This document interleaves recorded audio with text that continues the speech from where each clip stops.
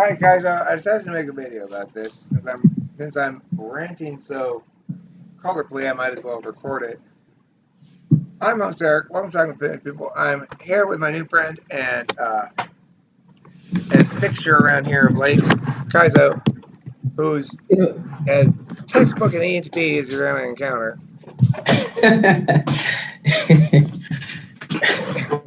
and who tried to It's been, who played around with the notion of being an INTP for a bit. But anyway, the thing is, I want to talk about what we were just talking about unrecorded in the other room. I kind of want to start over a bit. I'll try to get your involvement in this a little bit more rather than I have been. Anyway, I want to talk about yeah, observation and the observer and definitional necessity because Kaiser asked about, well, why is it that we have these types being like this? Is it because of society? Blah blah blah blah.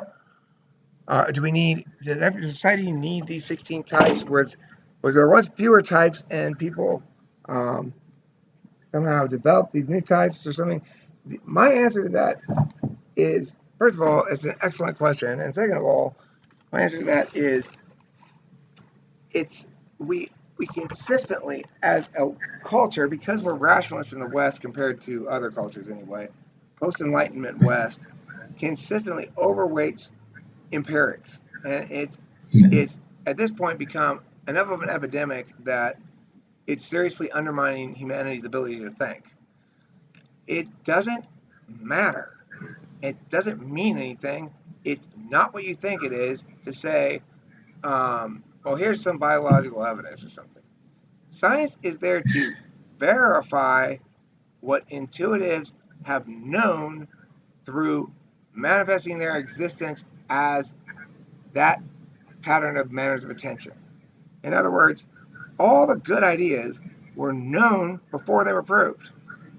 that's true. So,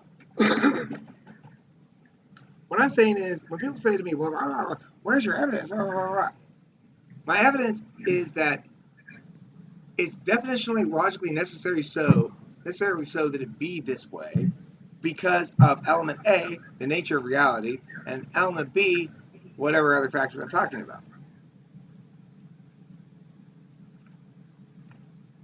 In this case, the reason why there are 16 types and blah, blah, blah, blah, blah is as follows.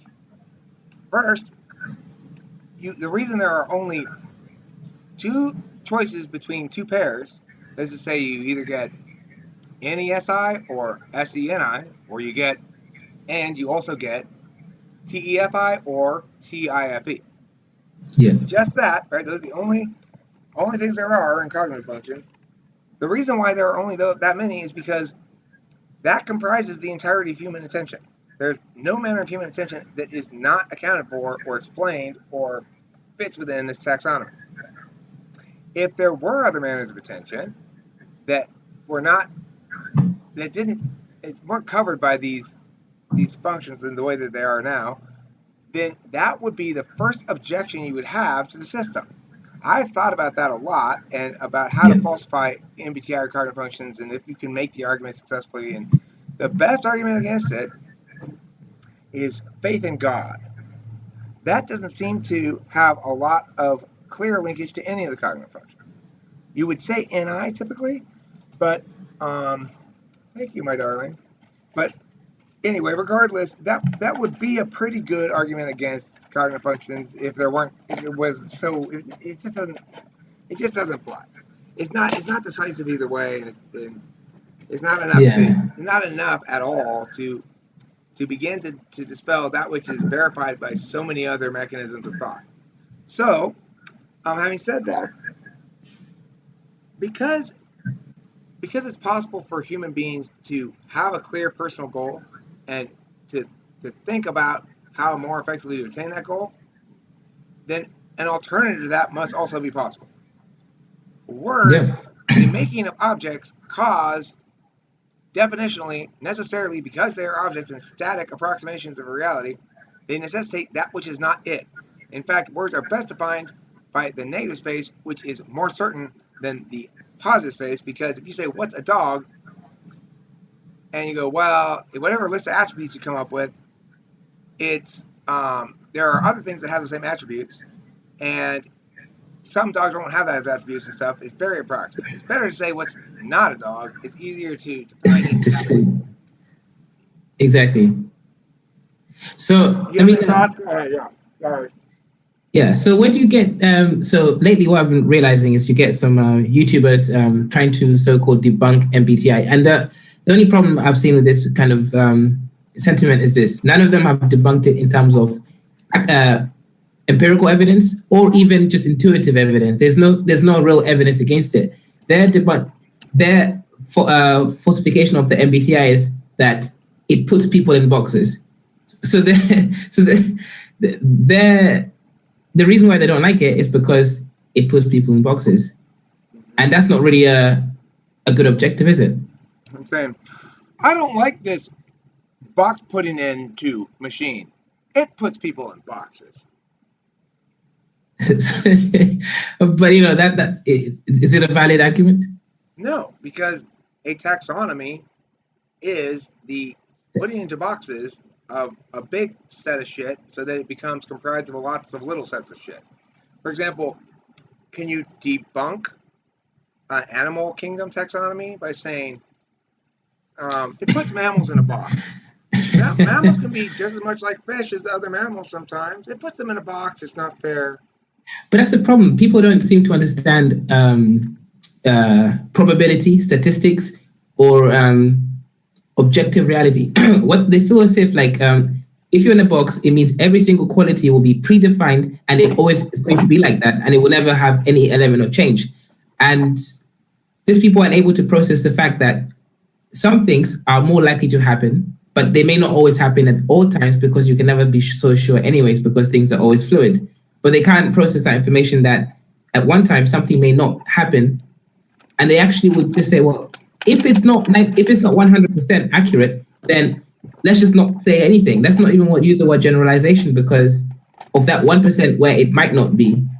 So isn't that a little bit of a crazy way of looking at it? Well, it's simply a matter of people not understanding what an impact calculus is. An impact calculus considers the following elements: magnitude, time frame, and probability.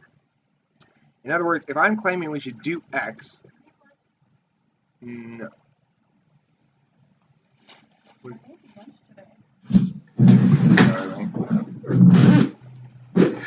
See that?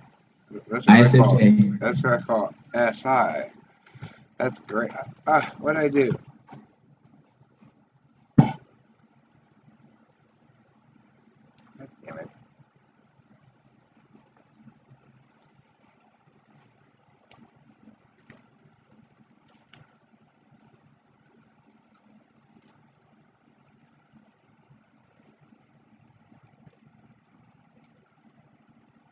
Or are you still going?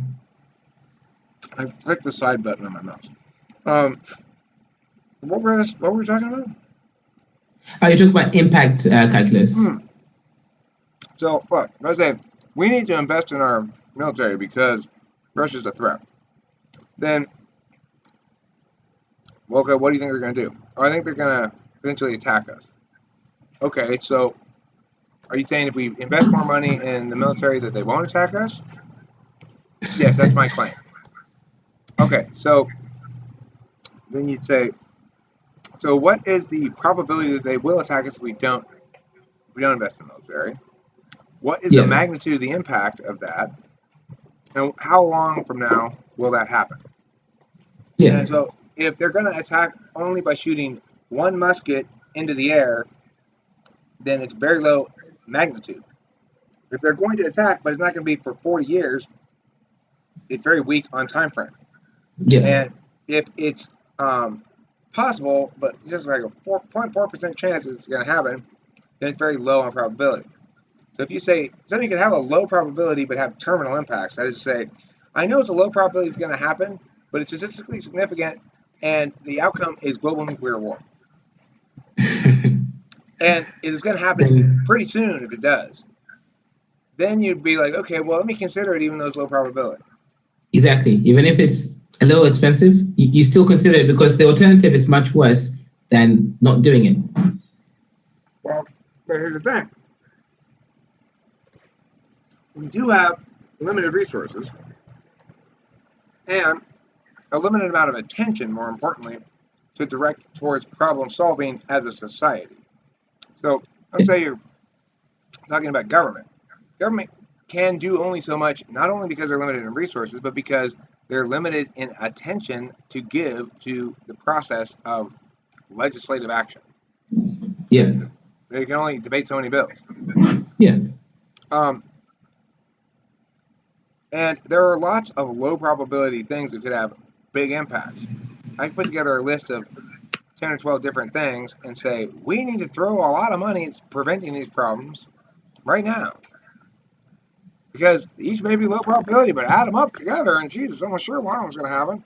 It's a bullshit argument because that's a gambler's fallacy, number one. Yeah. But, yeah, the reason we don't exert a lot of energy preventing low probability stuff is because life means taking risks. Living means taking the chance of dying. Yeah. Yeah, it makes perfect sense. But so how do you respond to a person who basically would say, as long as it's not 100%, and that's the thing, trying to explain to someone that nothing is 100%, they still won't bother conceding, because that's the thing. There's not even medicine itself. One painkiller would not always work the same way. The answer is always turn on them. Okay, you turn on them, you go like this. Oh. So, what?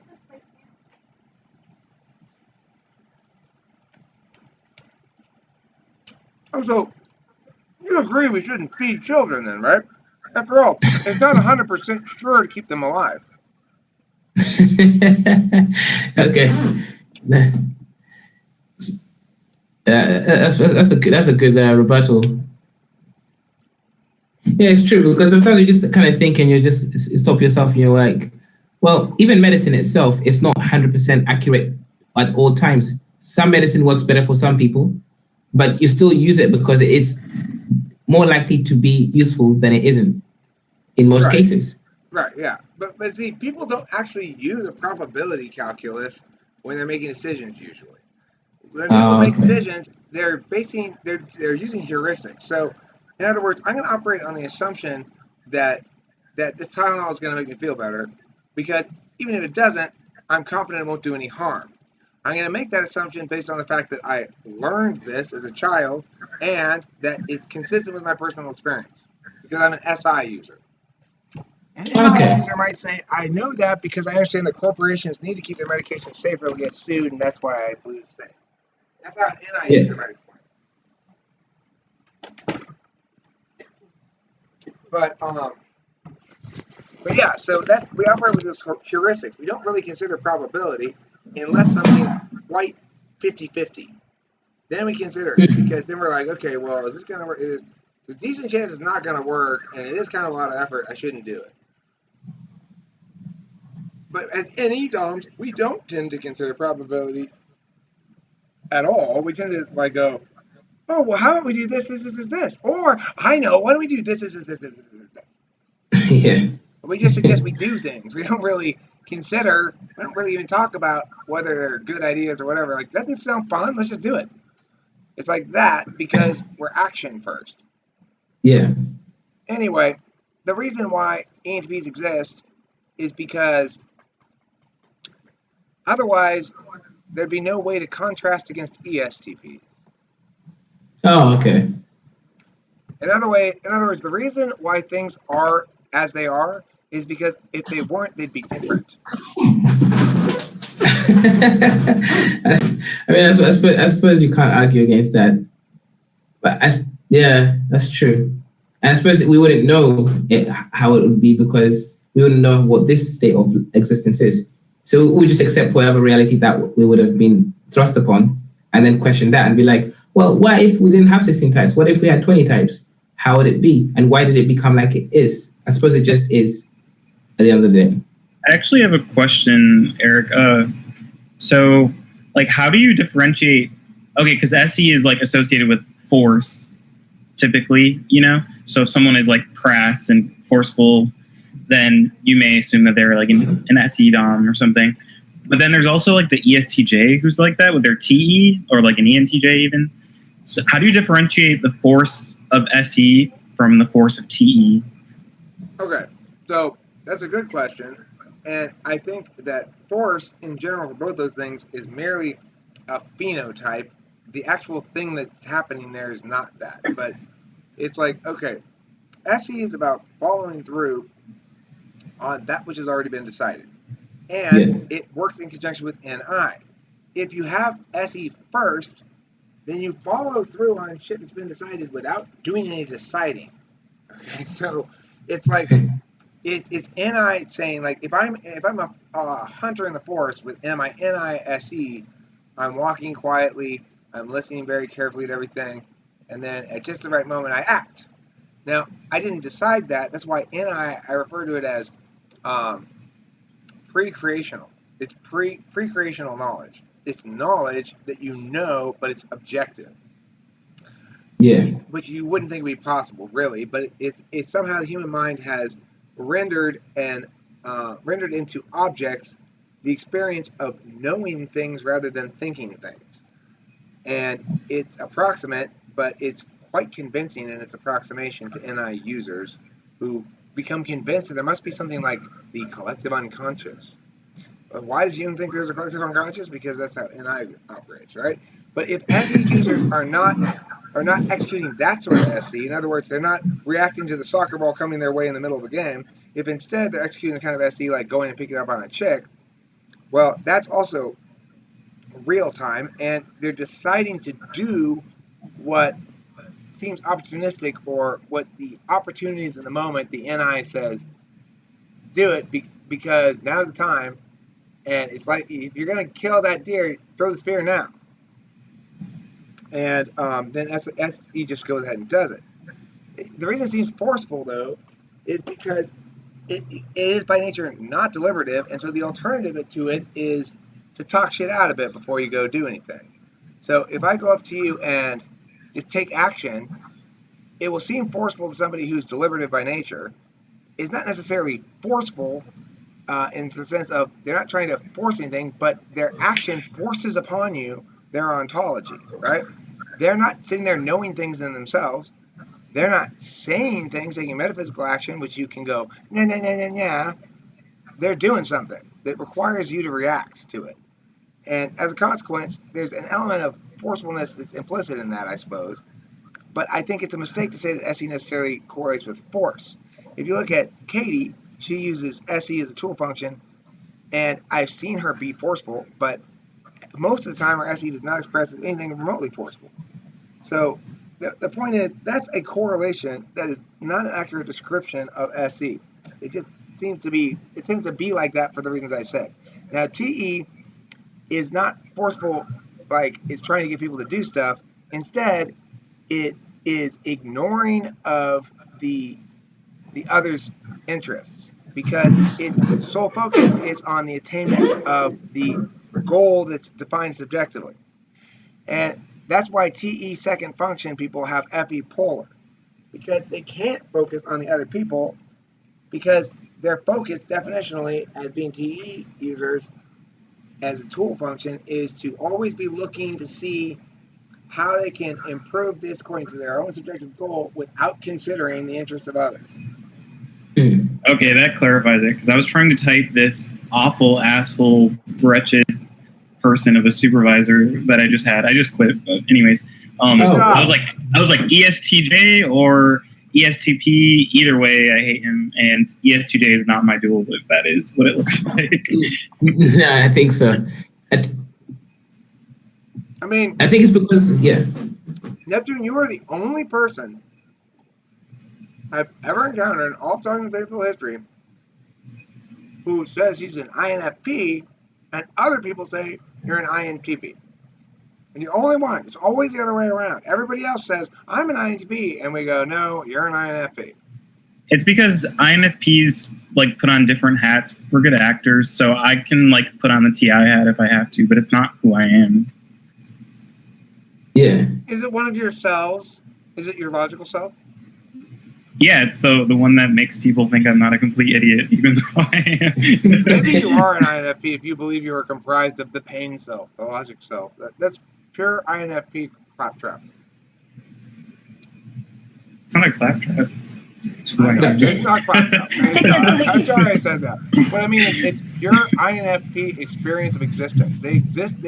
True INFPs experience, I don't know if you are or not, but true INFPs experience existence as the cordoning off of many ontologies that experience the weights, the various different kinds of weights that life burdens them with continuously. Eric, it's crazy though. I'm a little bit confused though. So where do you base your moral judgments on, TI or FE? Well, if you're asking me what I base my personal moral judgments on, is a different question than what I base my objective. Look, the question is, are you asking me which statements do I affirm, or which behaviors do I engage in that are not related to talking? Which behaviors do you engage in?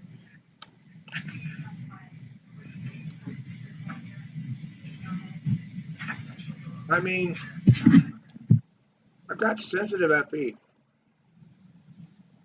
FE. I mean, but here's the thing. I guess if I have to, put it this way. It is very rare for me or most anybody else in life to actually face a moral decision. We face very few of them. Because, I mean,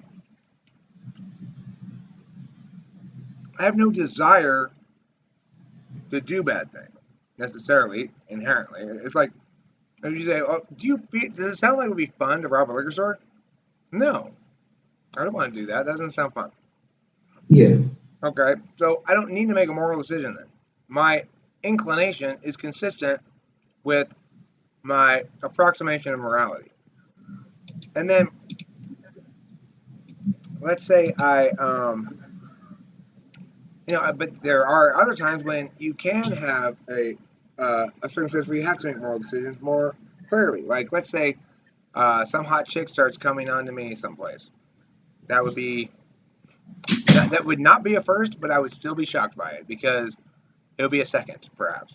Anyway, it'd be like the second time in my life that would have ever happened. But anyway, the point is, if that were to happen, I'm, in theory, might be faced with a temptation, which is to say, I have a choice now. Do I want to engage in sex with this person, or do I want to consider this a moral decision or a practical decision? So in other words, I might choose not to have sex with her because I might get caught and I don't like the consequences that I can project out from getting caught.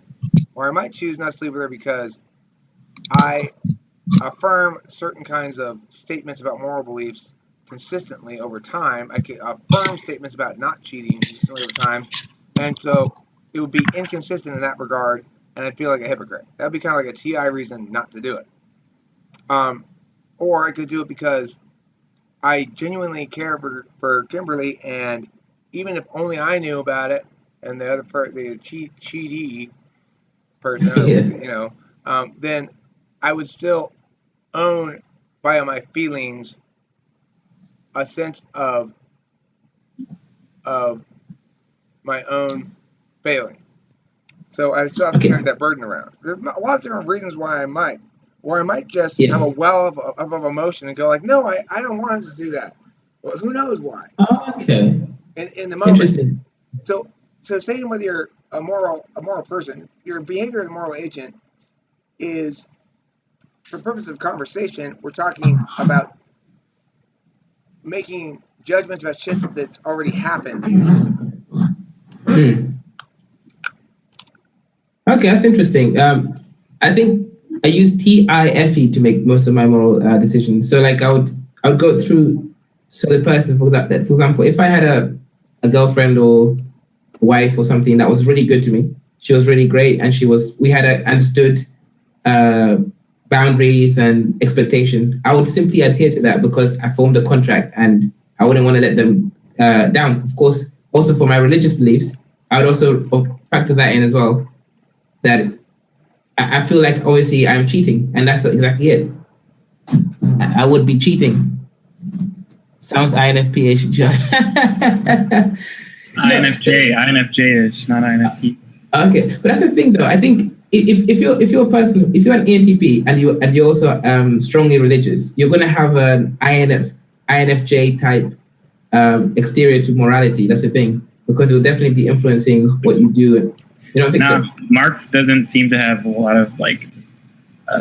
He's not super FE heavy, and he's pretty religious. And also, the NI. INFJs have strong NI, and from what I've seen, he doesn't seem to be like NI oriented.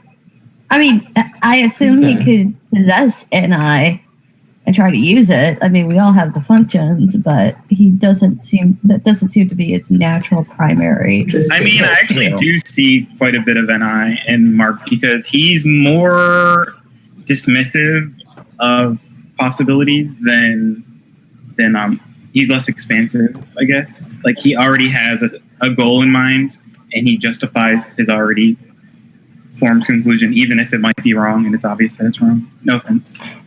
No, I'm not even seeing that because like I could see ENTPs doing the same thing. I think that's like TI that you're referring to because NI is very linear in thought. NI is very slow to respond. Look, what do you think faith? Which cognitive function do you think faith correlates with? Ooh, FI, NI, NI, FI, SI. I say NI or FI, yeah. Not SI. Well, like if you're raised in an environment and that's like what you're used to, traditionally that correlate with SI. Yeah.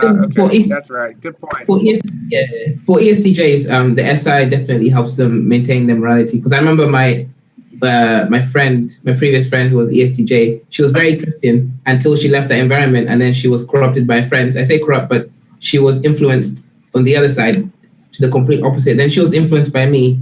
Her positions of morality kept changing depending on her surroundings. So I suppose SI would be there for some types. Okay, guys, I'm going to have to bring this video to a close because of the very pressing reason my girlfriend just got home from work and I want to chat with her. So, wait, answer your own question first. Thank you for watching Talking with Famous People. Don't forget to eat plenty of cheese. And Mark, I'm sorry we didn't get to hear you chime in about your NI-based faith. Do you think it's NI-based faith? No. NI-based faith? That's what What's that? Do you think there's a cognitive function that correlates with faith? I think TI correlates with faith too. I think TI is what discovers morality, like the moral truths. And then FI is if you value those moral truths or not.